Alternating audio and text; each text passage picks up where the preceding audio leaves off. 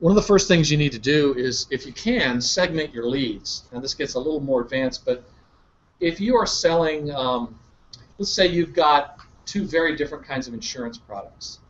You've got, I'm just making this up, boat and car, or boat and house. I mean, two completely different animals.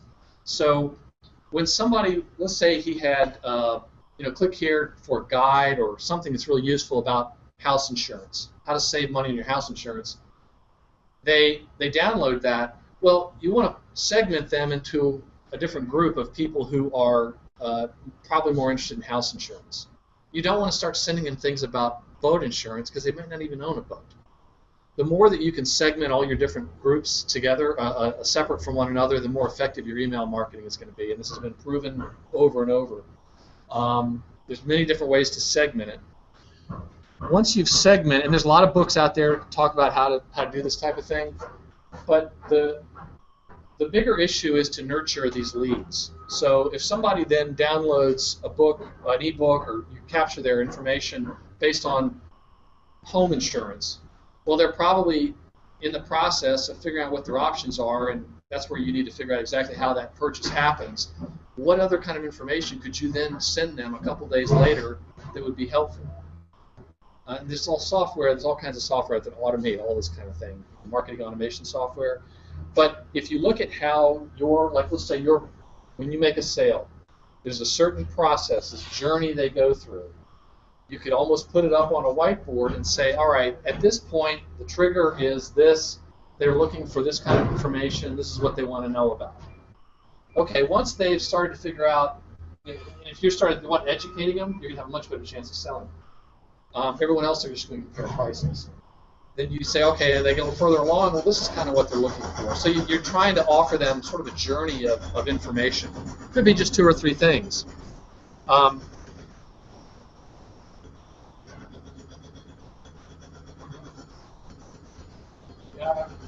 bet John, he paid them to do that. The last part is delight, and I just wanted to say, I said the first part was where a lot of the companies get it wrong. They don't quite understand who their buyer is or what their real problem is. This is the part that's the most profitable for you.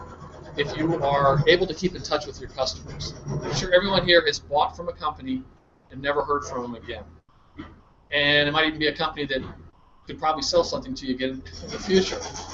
They're doing it wrong. There's a book, a new book out called Evergreen, and Noah Fleming talks about how companies actually should focus their marketing on their current customers first to make sure that they're engaged and they're happy and they're successful and they're listening to them, because those people then start to promote your company. What happens is a lot of companies make a sale and then they ignore their customers, or they irritate their customers and ignore them. Airlines come to mind, but it's the sort of thing where you should then be sending additional content to your existing customers. I once did a talk to a local HVAC group of all the HVAC guys, the air conditioning and heating people, and I was getting ready for this presentation, and I said, that's probably the most important thing you should be doing before you go focusing on trying to get new customers. What are you doing for your existing customers to keep them engaged with you?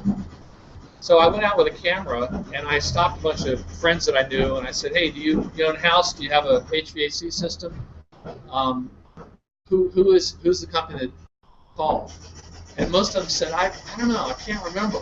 And several people said, yeah, we just bought a new system, which could be $5,000 to $10,000. They're going, man, I can't remember the name of the guys that did that.